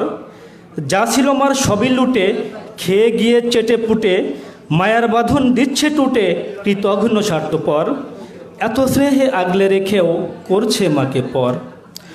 ভুল ভালিয়ে নিচ্ছে যারাই মাকে সেবার ভার, পিশাচ তারাই মারছে ছুরি বিশ্বাসেতে মার। সামনে যখন এগোয় বিশ্ব সোনার বাংলা হচ্ছে নিঃস্ব, শিখর থেকে শিখর শিষ্য লুটের অংশীদার।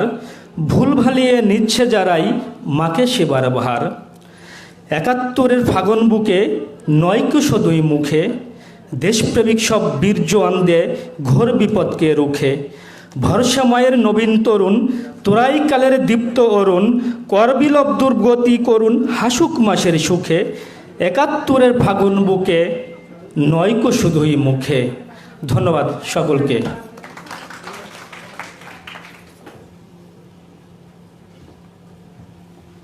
ধন্যবাদ, ধন্যবাদ চমৎকার বক্তব্য এবং কবিতার জন্য। আপনারা জানেন যে আমাদের আসলে সময়টা খুবই সংকীর্ণ।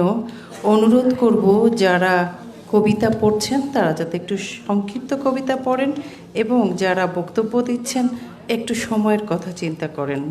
কবিতার নানা ভাব, নানা ব্যঞ্জনা ভাষ্য হয়ে রূপবান হয়ে ওঠে প্রকাশ্যে।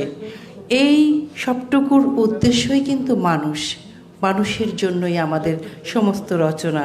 খলিফা আশরাফ, যিনি কবি, ঔপন্যাসিক এবং বাংলাদেশ সরকারের সাবেক যুগ্ম সচিব, ওনাকে আমন্ত্রণ জানাচ্ছি আমাদের কিছু কথা শোনাবার জন্য। আমন্ত্রণ জানাচ্ছি খলিফা আশরাফ সাহেবকে।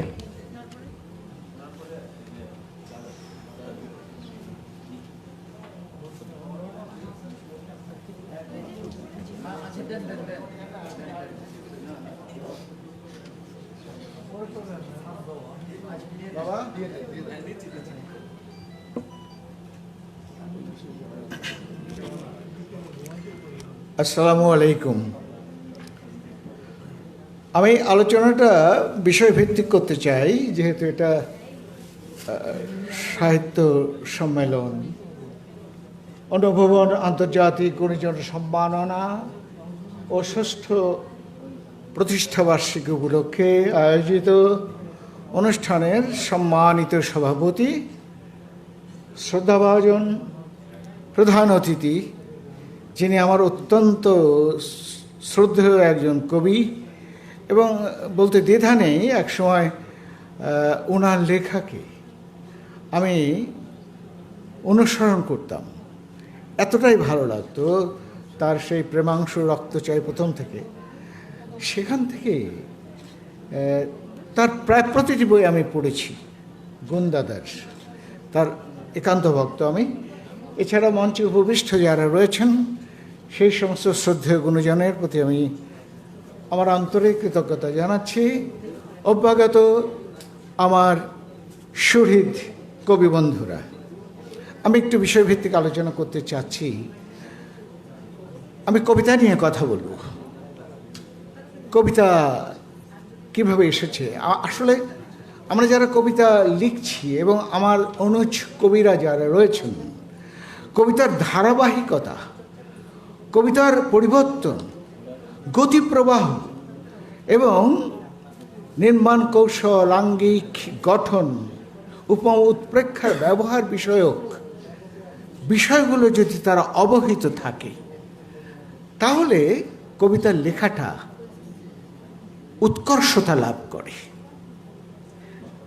খুব কষ্ট হলেও কথাটা বলা যায় যে এখন এত বেশি কবি হয়েছে এবং এত বেশি কবিতা আসছে, কিন্তু প্রায় বেশিরভাগ কবিতাই ঊনবিংশ এবং বিংশ শতাব্দীতে পড়ে আছে।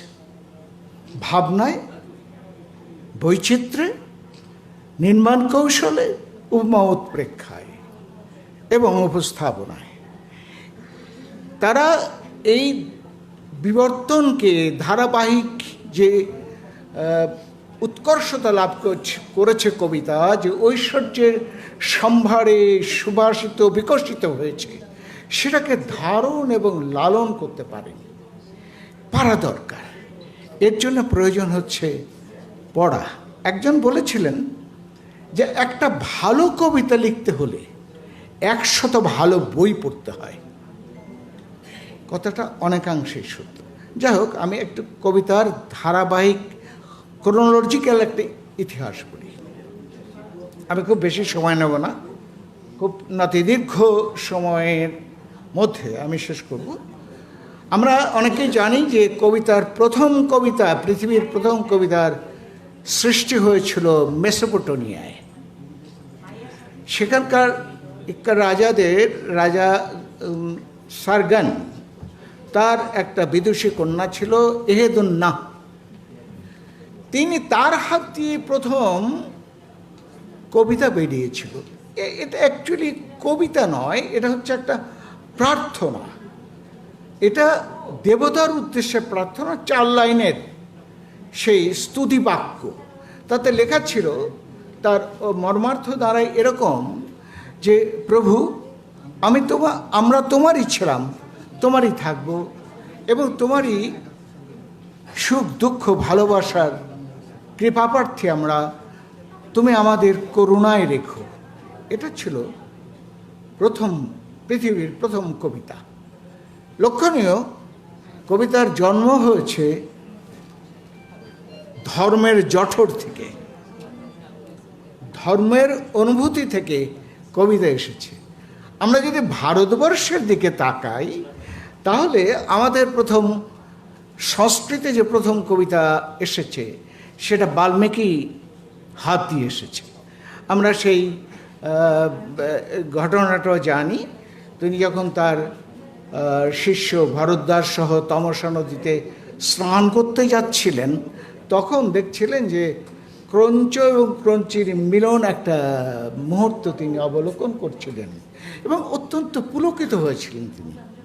কিন্তু দুর্ভাগ্যবশত ব্যাধের সরাঘাতে ক্রঞ্চের মৃত্যু হয় এবং সেই মাটিতে পড়ে যায়। সেই নিহত ক্রঞ্চকে ঘিরে ক্রঞ্চি, ক্রঞ্চি মানে বক আর কি, বাংলায় বক বলে, ক্রঞ্চি যে বিলাপ করছিল, যে আর্তনাদ করছিল, তার হৃদয়ের বিরহ যে উচ্চারিত হচ্ছিল, সেইটা আমাদের বাল্মীকি, কবি বাল্মীকির হৃদয়কে আলোড়িত করেছিল। একই সাথে তাকে ক্ষুব্ধ করেছিল যে এমন একটা মুহূর্তে এই ব্যাধ তাকে স্বীকার করলো, এত সুন্দর একটা ক্রঞ্চকে। তখন তিনি অভিসম্পাদ দিলেন সংস্কৃতে। অভিসম্পাদ আমি সংস্কৃতটা মুখস্থ করতে পারি না বলেই লিখে এনেছি। উনি অভিসম্পাদ দিলেন, মা নিষাদ প্রতিষ্ঠান সমাগত শাশ্বতী সমা যত ক্রঞ্চ মিথুনা বেগবধ কাম মহিতাম। এর বঙ্গানুবাদ আমি এভাবে করেছি, হে ব্যাদ, তুমি পাবে না শান্তি কোনো কালে, যেহেতু করেছ বধ প্রেমমত্ত ক্রঞ্চকে নির্দয় ছলে। এটা ছিল একেবারে স্বতঃস্ফূর্ত কবির অন্তর উচ্চারণ। এর মধ্যে কিন্তু কোনো ধর্ম ছিল না, এটা ছিল একটা মানবিক অনুভূতির উচ্চারণ। কিন্তু এই পংক্তি দুটো এতটাই ভালো ছিল, এতটাই মাধুর্যময় ছিল যে সেটা ব্রহ্মাকে আকৃষ্ট করে, এবং ব্রহ্মা তখন বাল্মীকিকে রামায়ণ লেখার জন্য পরামর্শ এবং উৎসাহিত করেন। তারপর আমরা জানি যে মহাকাব্য রামায়ণ রচিত হয়েছে। তার মানে হচ্ছে যে আবার কাব্য প্রতিভাটা ধর্মের খাঁচায় বন্দী হয়ে গেল, যেটা একেবারে স্বতঃস্ফূর্ত মানবিক উচ্চারণ ছিল, সেটা আবার ধর্মের খাঁচায় বন্দী হয়ে গেল। আমরা যদি বাংলায় ফিরি, আমাদের বাংলায় প্রথম সাহিত্য নিদর্শন চর্যাপদ, চর্যাচর্য বিনিশ্চয়, সেটাও কিন্তু ধর্মের পেট থেকে এসেছে, ধর্মের জঠর উচ্চারিত। এটা রচনা করেছিলেন এই বৌদ্ধ ধর্ম সহজিয়াতান্ত্রিক তাঁরা, এবং এটা দীর্ঘকাল হারানো অবস্থায় ছিল। 1907 সালে হরপ্রসাদ শাস্ত্রী মহোদয় সেটা ভুটানের রাজ দরবার থেকে আবিষ্কার করেছিলেন। এখানে 51টা পদ ছিল, উনি আবিষ্কার করতে পেরেছেন 46.5। যাই হোক, সেটা মুখ্য বিষয় না। মুখ্য বিষয় হচ্ছে যে এই কবিতার যে জন্ম এবং এ পর্যন্ত বিস্তৃতি, সেটা গ্রিক হোক, সেটা হোক সংস্কৃত, ইংরেজি কিংবা বাংলা, সবই এসেছে ধর্মভিত্তিক। এবং এই ধর্মের বৃত্তাবদ্ধ থেকে বেরিয়ে আসতে কবিতাকে 1000 বছর লেগেছে, 1000 বছর লেগেছে। আমরা যদি মধ্যযুগ দেখি, মধ্যযুগে আমরা কি দেখছি? মধ্যযুগে আমরা কিছু মুসলমানদের পুঁথি সাহিত্য দেখেছি, আমরা বৈষ্ণব কাব্য দেখেছি, আমরা পদাবলী দেখেছি, সবই ধর্মভিত্তিক। তার মানে হচ্ছে ধর্ম মানুষকে এমনভাবেই শাসন করেছে যে মানবিক কোমল অনুভূতিগুলো ঠিক সুবিকশিত হবার স্কোপ পায়নি, ধর্ম তাকে চেপে রেখেছিল। সুখের বিষয় হচ্ছে অবশ্য ওই মধ্যযুগে কিছু কিছু কবিতায় এসেছে যেগুলো মানবিক আবেদনে ভরপুর। যেমন আমরা খুবই প্রচলিত একটি লাইন আছে, আমারই বধুয়ান বাড়ি যায় আমারই আঙিনা দিয়া। এটা যেন মনে হয় যে আমার কথা, আজকের কথা, সবার মনের কথা, এরকম হয় না। আরেকটা বিদ্যাপতির একটা চরণা আমার দারুণ ভালো লাগে, সেটা উনি লিখেছেন এরকম যে জনম অবধি হম রূপ নেহারুরু নয়ন নাতির্পিত ভেল লাখ লাখ যুগ হিয়ে হিয়ে রাখলু তবু হিয়ে জুড়নো না গেল। আমি তোমাকে সারা জীবন দেখলাম, কিন্তু আমার চোখের যাওয়া, চোখের তৃপ্তি মেটে না। আমি তোমার হৃদয়ের সঙ্গে হৃদয় রেখেছি যুগ যুগ ধরে, আমার হৃদয়ের তৃষ্ণা মেটেনি। এই যে ভাবনার গভীরতা, এটা আজকালও অনেক কবির মধ্যে খুঁজে পাওয়া যাবে না বলে আমার মনে হয়। এনিওয়ে, তবুও এসবই কিন্তু ধর্মভিত্তিক এসেছে। আমি আগে বলেছি প্রায় 1000 বছর লেগেছে ধর্মের বৃত্ত থেকে কবিতাকে বাইরে আসতে। ঈশ্বরগুপ্ত, ভারতচন্দ্র পর্যন্ত আমরা মঙ্গল কাব্য টাব্য এগুলো তো দেখেছি ধর্মভিত্তিক। রবীন্দ্রনাথে এসে আমরা কিছু মানবিক ঐশ্বর্য ছড়ানো দেখেছি। তিনি তো অসম্ভব একটা ক্ষণজন্ম পুরুষ ছিলেন, বাংলা সাহিত্যকে বিশ্বের দরবারে প্রতিষ্ঠিত করেছেন, বাংলাকে সকলের মাঝে সমুন্নত করেছেন, তিনি বাংলাকে নোবেল দিয়েছেন। তো ইনি কবিতাকে মানুষের কাছে নিয়ে যাওয়ার চেষ্টা করেছেন। কিন্তু তারপরেও কিন্তু আমরা সেই ভানু সিংয়ের পদাবলী দেখেছি, ধর্ম তাকে কিন্তু ছাড়েনি। উনি পদাবলীও লিখেছেন, আবার কিছু কিছু পৌরাণিক বিষয় নিয়েও কবিতা লিখেছেন। ধর্ম আছে। নজরুলে এসে কিছুটা বিদ্রোহের সুর আমরা শুনলাম। মানুষ হঠাৎ করে জেগে উঠল, মাথা তুলে দাঁড়ালো, বলল, চির উন্নত মম শির, শির নেহারি আমার ওই নত শিখর হিমাদ্রির। বলল, আমি ভগবান, বুকে এঁকে দিই পদচিহ্ন। এমন সাহসী উচ্চারণ আর কারো মধ্যে কিন্তু আমরা এ যাবৎকাল পাইনি। আমরা ব্যতিক্রম পেয়েছিলাম মধুসূদনে, সেখানে উনি সনেট এনেছেন। কিন্তু তার যদি আমরা মহাকাব্যে যাই, সেখানে দেখব যে ধর্ম সেখানে শাসন করেছে। আমরা শর্ট করতে হবে, ছোট করে ফেলতে হবে। আচ্ছা, যাই হোক, কবিতার আঙ্গিক পরিবর্তন মূলত এসেছে 30-এর কবিদের দ্বারা। সেখানে মানুষ এসেছে। এখন 30-এর দশক, 40-এর দশক, 50-60-এর দশকে এই মানবিক উদ্বোধনটা আরও বেশি এসেছে। এই পরিবর্তনটা শুধুমাত্র ভাবনায় এসেছে তা নয়, গঠনে, উপমা, উৎপ্রেক্ষায়, সর্বত্র কবিতার একটি আলাদা ফর্ম তৈরি হয়ে গিয়েছে। কিন্তু দুঃখের বিষয় হচ্ছে আমরা অনেকেই এই আধুনিক কবিতার